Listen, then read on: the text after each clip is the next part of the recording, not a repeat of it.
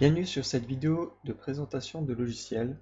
Aujourd'hui, je vais vous présenter un logiciel fort pratique qui permet de renommer de manière automatique et surtout plein de fichiers en même temps. Celui-ci s'appelle InVisky Rename. Vous le trouverez très facilement sur Google.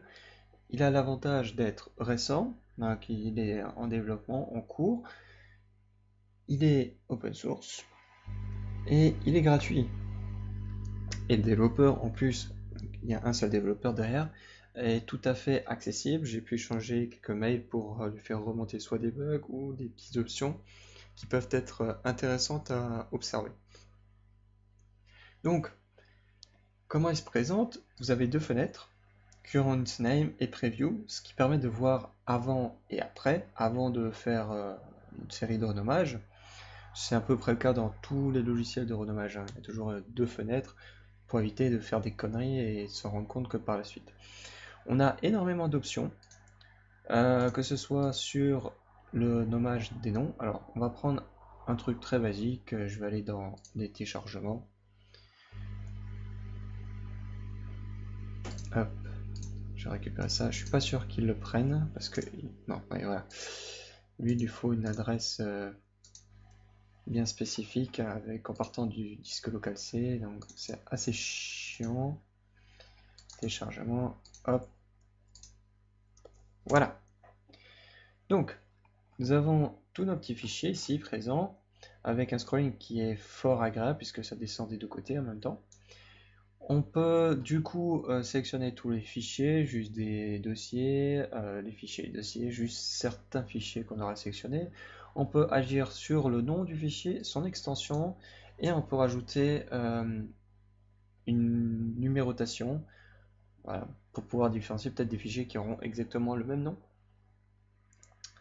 On a ensuite les tags, donc ça c'est peut-être un des trucs aussi les plus importants au niveau de la musique, donc il va récupérer le titre, la date, et ça va vous permettre de vous retrouver parmi une centaine de fichiers MP3 qui sont tous téléchargés à droite à gauche et qui ont enfin, une, euh, une, un nom qui est complètement aléatoire. Là, vous aurez un truc beaucoup plus structuré avec par exemple le nom de l'artiste, le nom de la piste et le numéro de la piste, par exemple. Après, il y a des trucs un peu plus bateaux et bâtards qui sont communs à tous les fichiers. Vous avez la possibilité aussi de renommer des photos. C'est plutôt cool pour s'y retrouver dans les photos, pour éviter d'avoir des noms genre DCI 0132.jpg. C'est pas très parlant. Alors que si vous avez par exemple la date ou même le tag de géolocalisation, je suis pas sûr qu'il soit possible. Date, time, programme, non, j'ai pas l'impression qu'il soit ici. Mais du coup, vous pourrez renommer de manière un peu plus claire et structurée, ça c'est plutôt cool. Vous avez la possibilité d'avoir des settings, donc vous paramétrez un truc dont vous êtes sûr que vous allez réutiliser par la suite, vous le sauvegardez, et ensuite vous pouvez récupérer tout de suite et automatiquement, voilà, il va vous reprendre les paramètres que vous avez sauvegardés. Ça évite de les retaper à chaque fois, c'est plutôt cool. Donc on peut ensuite ouvrir des fichiers. Ça marche surtout par dossier, pas par fichier. Préférence, donc il n'y a pas grand chose à dire, il est vraiment très basique. Ça peut être un inconvénient, dans certains cas je suis un peu limité et ça m'emmerde un peu, mais l'avantage est que celui-ci fonctionne parfaitement, ne bug pas, fait le taf, fait pas grand chose, mais tout ce qui est proposé est présent d'emblée et fonctionne parfaitement. Ça, c'est cool. Donc, le site web, donc invisca.com/rename, donc vous avez des gros boutons, vous voyez qu'il en a fait d'autres types de logiciels. Vous avez la version installateur et portable, moi j'ai pris la version portable. Ce qu'il y a aussi de très bien, je suis pas forcément très important, mais je vais le noter tout de même parce que ça m'aide. J'ai vu que c'était intéressant.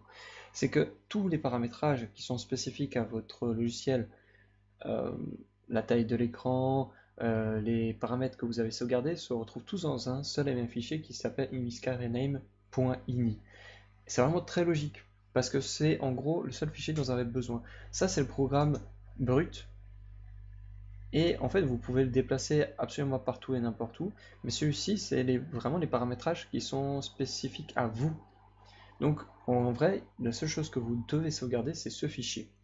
Mais celui-ci n'est pas utile, vous pouvez aller télécharger le logiciel brut, et vous placez ce fichier à côté, et c'est comme si vous aviez le programme à votre sauce.